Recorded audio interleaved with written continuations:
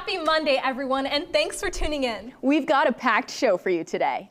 Picklers, grab your paddles. The new courts are open, and we have the big reveal. Plus, we're following one of our very own GCU professors as she takes her love of competition to the small screen. And we're celebrating 10 years of partnering with Habitat for Humanity by helping local families. Very thankful that the students made the time to come and do this for us.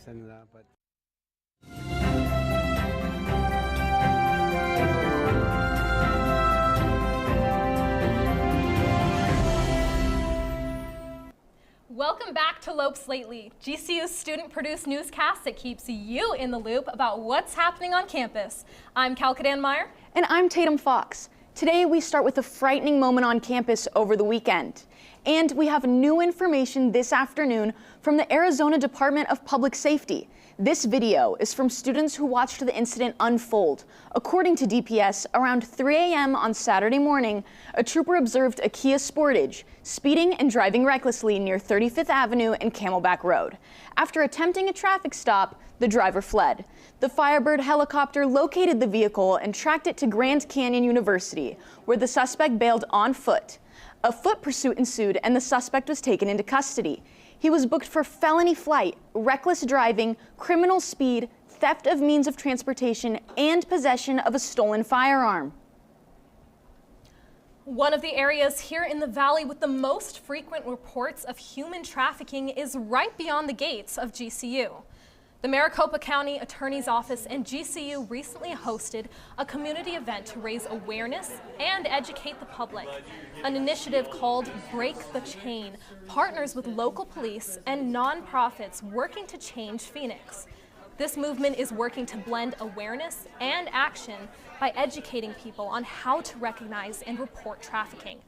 Carrie Bradley, founder of Identifreed, is a survivor of trafficking and GCU alum. We can drive by it, see it, pray about it, but we're actually the solution. And I know that it was God that reached out to me and answered my cry, but we as the church are supposed to be his hands and feet. Organizers hope events like Break the Chain can help survivors find support as well as remind the community that change can start on your own street. For more information on how to help your community, visit maricopacountyattorney.org. The results are in. We now know who will be leading the Associated Students of GCU for the 2026-2027 school year. Your new president will be Judah Floyd and Vice President Gracie Zimbardi. We already are having conversations with different administration, different VPs, and we want the students to know that we're going to be fighting for them each and every day. When I'm standing here at the end of the school year, a successful term will look like students really feeling the impact of our work. Not just hearing about the things that we do, but directly feeling what we're doing and knowing that what we're doing is for them. For the second year in a row, GCU's next student body president and vice president ran unopposed. And while this may seem like an automatic win, they still needed to gather votes to seal the election, which they did last Friday. GCU Habitat for Humanity are collaborating and celebrating 10 years of partnerships and projects called Lopes Go Local. Over the weekend, reporter Phoebe Machakos went to one of the job sites to find out more. I got my hard hat on and we are ready to go. It is GCU Local Outreach and Habitat for Humanity's 10th year anniversary today. We are at the home of Junie and Brian, where local outreach students are giving it a full makeover. They're painting it, they're taping it, they got everything. So let's go, we're gonna check it out and see what they're doing. Habitat for Humanity started in 1976 and it's focused on addressing the issues of affordable housing. And so we started off 10 years ago doing these Lopes Go Local events, and during that time we've served more than 600 plus families working on that many homes across the little local area. Throughout the last decade, Lopes Go Local has helped many families find peace again, including Junie and Brian, who suffered a fire in their home almost 2 years ago. It was a grease fire. After being unable to live in their home, Brian says that this feels like a fresh start for him and his wife. It's very exciting, very thankful that the students made the time to come and do this for us, and but we really appreciate it. Students hit the ground running at the site by 8:30 a.m. and finished within 4 hours. all because of their hard work and perseverance. A lot of us here are on local outreach with GCU, and so twice a year we volunteer with Habitat and just help out with either landscaping or painting or something with Habitat for Humanity. I am painting the trim of the house on this balcony or this top part. But students aren't the only volunteers. Chris Sharp started helping with Habitat when they helped him with his own home. I've been volunteering for Habitat for 7.5 years. I gave back because I serve the Lord. I mean, that's what I do. And then the students, GCU, came across, and as if you can look now, this house is looking very nice. The house is looking phenomenal and the homeowners are super happy. If you're interested in possibly volunteering for a Habitat for Humanity project around the Phoenix area, you can go to habitatciz.org for a location near you. Reporting for Lopes Lately, I'm Phoebe Machakos. The new pickleball and sand volleyball courts are officially open. The construction team has put the final touches on this long-awaited project, and students have already been enjoying getting out in the sun with friends. Reporter Brooklyn Jean-Marie Jones joins us at the courts. You know, this court has been in the works for a couple months now, but come rain or come shine, this work crew has been hard at work. Joining me now is Butch Glipsby, the owner of Pono Construction. Hi, Butch. Good morning. Good morning. I would love to ask you, what has been the most challenging part of this process, and how have you overcome that? So here it was weather. We had those rainy days right when we were trying to pour concrete. So we had that to overcome, and we wanted this open for right when you guys came back from winter break. Didn't quite make that, but here we are, and I think it turned out great. Yeah. I think this will be huge for everybody on campus. I know a lot of the students are excited. What does it mean to you that students will get to use this space to relax, compete, and build community? Well, it's like everything we do here. We're always looking at how it affects the students, whether it's a building or recreational facilities. And we're always leaving something behind that's going to be used by generations, which not too many of us get to say that. Yeah. Do you play pickleball yourself? No. Do you have any other construction going on around campus? Could you clue us in about that? So we're putting in a catering kitchen. That'll be open probably another 6-8 weeks. We're expanding the Lux manufacturing facility. That we should be done in about 4 or 5 weeks. And then we've got a major project coming up. We're going to turn the College of Education building into the Honors College. So we're really looking forward to that because it's going to be a very fast pace in and out with a major change to that building. Thank you so much for your time, Butch. Yes. I really appreciate you taking the time. You're welcome. Thank you. Have a good day. You too. You heard it here, guys. GCU students, you can expect to use the pickleball courts and the sand volleyball courts coming soon. I know this is long overdue, and I'm sure a lot of students are very excited. I'm Brooklyn Jean-Marie Jones with Lopes Lately. One of Arizona's most famous events, Waste Management Phoenix Open, is happening this week. 2 years ago, this event was rained out. And Kyle Schmidt is here to tell you if you should pack a raincoat or a tank top with this week's weather forecast. Well, happy Monday, everyone. It's the start of a beautiful week, especially for this time of year, and we've got some pretty consistent temperatures to look forward to. Here comes the 5-day forecast, and whoa, look at all that sun. I think I might have to put these shades on for a little while. But no, really, I mean, look at these temps. It's going to be 78 today. We might see a few clouds drift through the valley, but from there, we're going to heat up even more. 81 on Tuesday and 83 on Wednesday. That's going to be our hottest day, and the reason being, this is thanks to the National Weather Service. We've got these winds that are coming out of the east here, and they're blowing down the mountain range into the valley, which is going to heat things up. But those winds should die down for Thursday, so we'll see that temp drop back down to 78, and that'll carry us through to Friday. But take a look at these delightful overnight numbers as well. We start here in the low 50s the first couple days, and then we're rolling into the upper 50s later in the week. That's perfect for a nighttime stroll or some pickleball on those freshly paved courts over by Santa Cruz. Anyway, that's a look at the 5-day forecast. And can I just say, we are so spoiled here with weather. I mean, the folks in the Midwest had exploding trees last week because it was so freezing cold. So get out there, enjoy this weather, maybe go to the pool, do some tanning. I heard the UV is going to be 4. That's pretty high. Anyway, waste management is also this weekend, you know, the big golf tournament. So that could be good for some roommate bonding. But these temps are really rare for early February, and they might not last. So get outside and get some sun. That's all from me. Back to you guys. January is officially over, and the Lopes are having an amazing start to 2026. Let's kick it over to AMARI Meyers with the latest sports update. Monday Lopes, welcome to another week of sports, and let me tell you, it has been busy across the board here on campus. We'll start with men's basketball, who hit the road earlier this week, traveling to Nevada on Tuesday. The Lopes then returned home on Friday night, where they took on Boise State and brought some more heat to the Global Credit Union arena. Shooting a season-best 59.2%, they came away with an 86-69 win over the Broncos, and Jaden Henley showcased his skills by leading the team with 20 points, 5 rebounds, and 6 assists. The team will continue to be tested as they keep battling through a tough Mountain West schedule, taking on Air Force at home tomorrow night, followed by a big national matchup against UNLV this Saturday. Tune in to Fox 10 Phoenix at 2:30 p.m. to watch the Lopes in action in Las Vegas.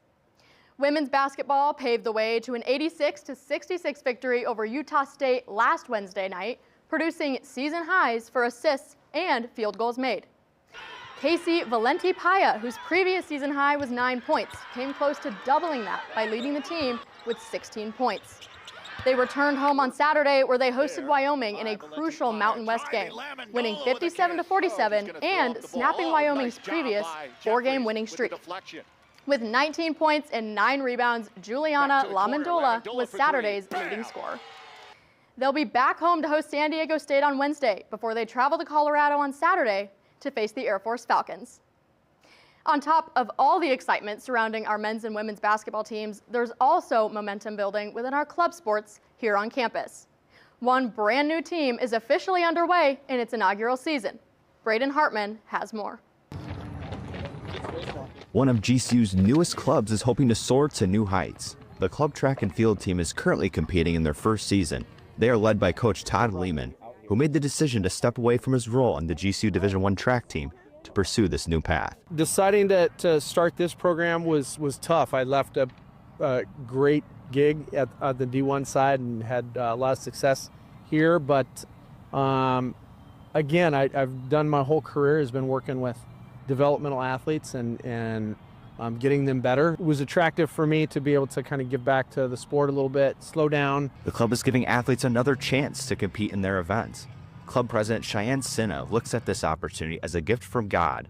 After missing the final meet of her senior year, Sinna has a second chance to chase her dream with the club team. My track season ended my senior year because I had pneumonia and I wasn't able to compete in this meet that I had qualified for that took 4 years for me to qualify. So when hearing that the Lord opened this opportunity for there to be a track club on campus, I was super thrilled. It could take time for members of a new club to connect. This could not be further from the truth for club track and field.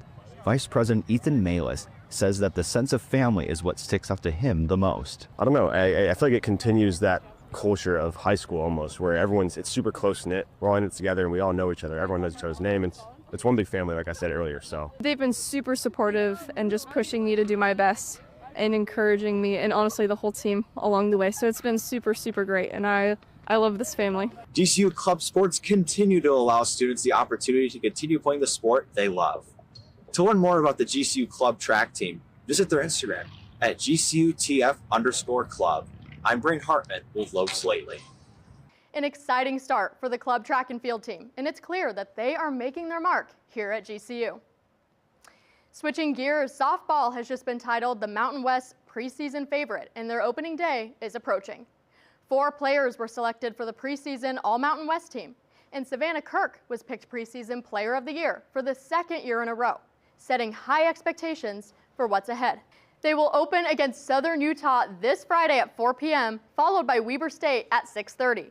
Saturday brings another doubleheader with Southern Utah at 1:15 and Santa Clara at 4. They're going to keep things rolling on Sunday, where they take on Santa Clara once again at 10 a.m. There are so many great things happening in the sports world here at GCU, which in turn brings tons of news to catch up on. To know more and to stay up to date on everything else going on, visit gculopes.com. I'm AMARI Meyers with Lopes Lately Sports. Intramural sports are a great way students can connect here on campus, and the teams are amazing. I've never personally played on a team here, though. Have you? I have, with a couple championships under my belt. A champion? All right, well, we might have to feature you and your team. We're introducing a new segment on today's show where we're featuring an intramural team of the week. And today's team is the women's basketball team, Ballers. Reporter Melody Hankins hit the court and has their story. Intramural season is just getting started, but the Ballers are already bringing the energy every time they step onto the court. For this week's Intramural Team of the Week, we're highlighting the Ballers, a women's 505 intramural team.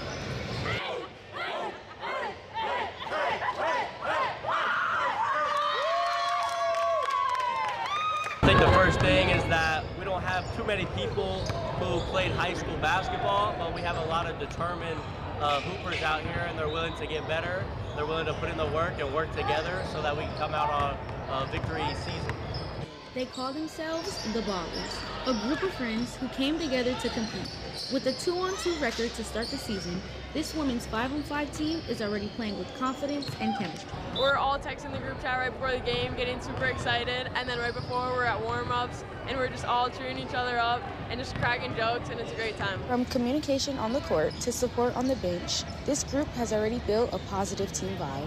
I would say they have a lot of heart. That's what separates them from the other teams. They didn't come, same thing as he said, they didn't come from playing basketball, but they have heart in their athletes, so they get it done. With plenty of season left, the Ballers are making sure they're keeping the chemistry on the court and making the game fun. If you'd like to check them out, they play every Monday and Wednesdays in the CAC. I'm Melody Hankins with Lopes Lately. Over at Effington Theater, GCU's latest production of Romeo and Juliet is wrapped, but the set will get a moment in the spotlight on streaming. First, reporter Danny Retta tells us more about why the set was designed to disappear. Everyone already knows how Shakespeare's Romeo and Juliet ends, and in GCU's current production, the set makes that fate impossible to escape, using inexorable inevitability. This show saw this coming and their deaths coming, and either contributed to moving it along, or did nothing and therefore contributed by doing nothing. Director Michael Carey says that concept shaped every design choice. Inexorable inevitability means it's inescapable and it's coming, like a train on rails. To reflect inexorable inevitability, the set was designed to disappear, absorbing light and distorting perception. Lighting is the only way we can tell people where and when to look. We're really banking on it being a dark place, so even the daytime scenes feel like there's a bit of a darkness behind them. In a production where the set fades away, lighting controls what the audience can and cannot see. He wanted it to feel like a black hole. Most of the set is covered in a black felt, or we have this like cotton trim here. Specifically because of the fuzziness and pile to it, it absorbs even more, and so what happens is it messes with your depth perception. A central box on stage functions as a catafalque, keeping death present in every scene. While Romeo and Juliet is wrapping up here at Effington Theater, for the first time ever, the College of Arts and Media did a pro shoot, which means Romeo and Juliet will be available for streaming. Of course, we'll let you know when that's available. For Lopes Lately, I'm Danny Retta. One GCU professor's competitive spirit is making her famous.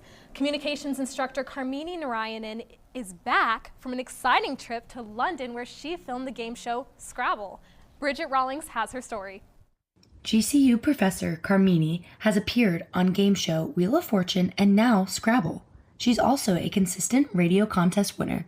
I got the chance to speak with her about her experiences. Growing up in Malaysia, I used to watch Wheel of Fortune and play Scrabble with my dad.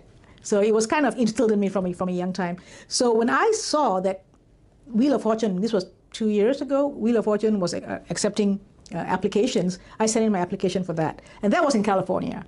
So I did that, won some money, had a great experience, and then I said, you know what, I want to do more of this. So I began looking, and that's how I found Scrabble. But I guess my primary thing is radio contests. That's what I like to do. I take part in radio contests all the time. And I've won tons of stuff: movie tickets, concert tickets, Vespa at one time, money. Yeah. So it all started with a radio contest, and then it moved to TV. So now I'm at the TV stage, hoping to find more games. For me, it's all the thrill. I've always enjoyed the thrill of trying to get through. And sometimes I win the stuff not knowing what I'm playing for. As I said, it's just the adrenaline, just to be the one to win. And then I would give away the prizes. At one time, I won like $200 worth of gas vouchers. So I gave this away to my friends, things like that. Professor Karmini says she plans on entering more radio contests and looking for more opportunities for game shows. Reporting for Lopes Lately, I'm Bridget Rawlings. There's been a lot of cold weather across the states lately. How cold is it where you're from? Well, I'm from the Pacific Northwest, so it's always brutal. I can imagine. I'm from Idaho. We didn't get it too cold, but it was cold. So let's hear what the weather is like in your hometowns. I mean, the cold fronts, like my hometown, the weather in my hometown, it's been pretty tropical right now, I'd say. A lot of rain, for sure, but just mostly sunshine. I'm from Washington, and it's currently raining. I think it's cold, maybe like 40s. The weather has been pretty bad, but at least I'm not there, so I don't really have to deal with it. But there's a lot of snow, a lot of ice, a lot of car crashes, all sorts of stuff going on. The weather in my town is pretty good. I'm from California, so the weather's like probably in the 60s right now. I'm from Houston, so it's really icy right now and like just super humid. Well, my hometown is Queen Creek, Arizona, so the weather is pretty much the same as it is here in Phoenix, which is cloudless and sunny. Really cold, we got like 12 inches of snow, and I mean, school was canceled, I think like the last 3 days, so it's chilly, man. Oh my gosh, let me check. Right now, in my hometown, it is 34 degrees and it's mostly cloudy, and there's about a foot of snow at my house. Snowy, like 33. 20 below zero. It's been snowing. If you like the stories you see on Lopes Lately, be sure to follow us on Instagram or for fun behind-the-scenes looks on TikTok. And you can find both accounts under GCU FBC. And if you have a story you would like to have featured on our show, make sure to send us a DM. Thank you so much for joining. We'll see you next time. I'm Tatum Fox. And I'm Kalkidan Meyers. And this is Lopes Lately.